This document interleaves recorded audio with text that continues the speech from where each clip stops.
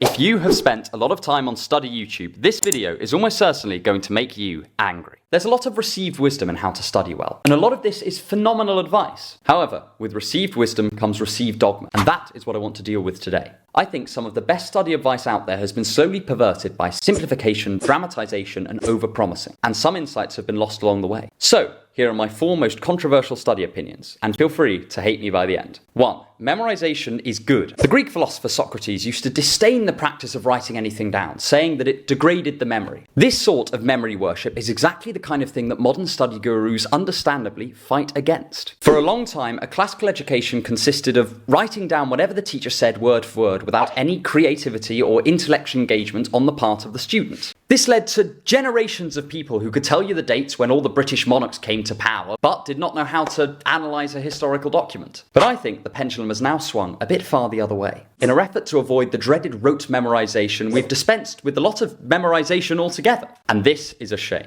It's a shame because to memorise a piece of information gives you the unique ability to play with that information whenever you want to. For instance, I have a series of quotes by Marcus Aurelius memorised. I didn't do this because I thought memorisation was good for its own sake, but rather because then I can turn over his words in my head and reflect upon them whenever I want to. What memorisation gives you is convenience of access. And whatever you're trying to do with the information, this convenience can help. Of course, the downside of memorisation is that it is supposedly boring. But I would challenge this as well. Using techniques like the memory palace, I find memorizing information both enjoyable and engaging. I can't fully explain the memory palace technique here, but I plan to make a video about it in future, so stick around for that. There are also multiple resources to learn this sort of technique online. So don't disregard memorization completely, because it can be a gateway to deeper levels of understanding. 2.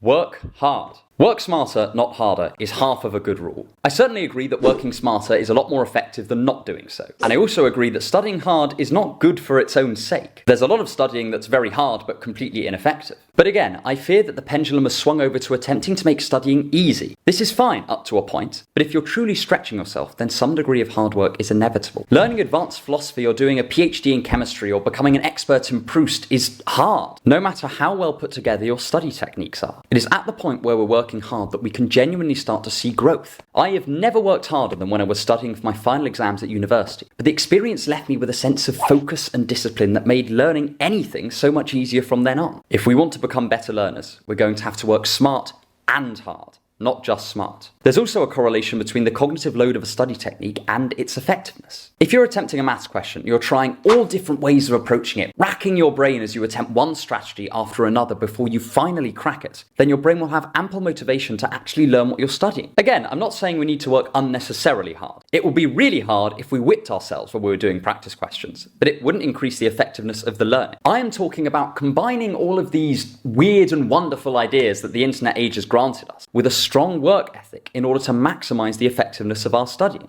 3. Studying is not divorced from the rest of your life. By necessity, study coaches and gurus often focus only on the studying itself. But this is only half the battle. I once had a friend who I'll call James. James was one of the hardest working people I've ever met, and he had an army of study techniques at his disposal. He was intelligent, diligent, and brilliant, and yet he constantly underachieved in his exams. James's studying was completely under control, but he could not learn because he still had 2 fatal weaknesses. He got outrageously drunk almost every night, and he barely slept. It wouldn't matter if James was an Einstein-level genius. No one can learn under the conditions he persistently put himself through. Learning is a fundamental human behaviour. It's what has allowed our species to survive this long. It's not something that we can separate from the rest of our lives and pretend that we can manage it just by itself. If your sleep is a mess, if you constantly undereat, if you never get any exercise and are permanently anxious, this will all have a negative effect on your ability to learn. If you ask me, one of the biggest leaps forward we could take in the study community is to recognise the fact that learning does not just happen at the desk, but in the rest of our lives as well. And we will not learn efficiently or effectively if we are swimming against the current of our own self-destruction. 4. The focus on exams. If you look at a lot of study gurus online, they'll often place the focus of their videos firmly on exams. This is not an attack on them. I will almost certainly do a similar thing at some point.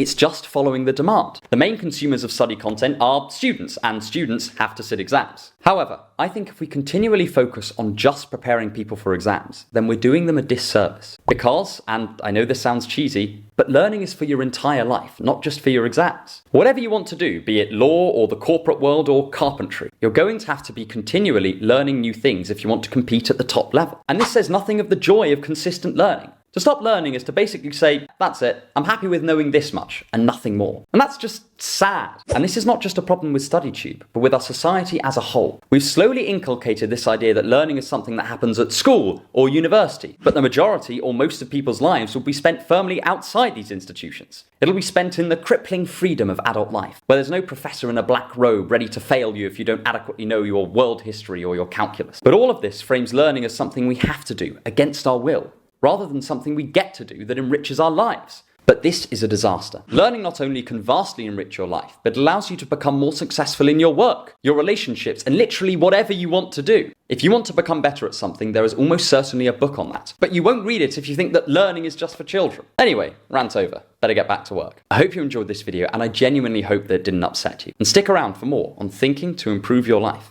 And if you're feeling particularly keen, subscribe to my email list below.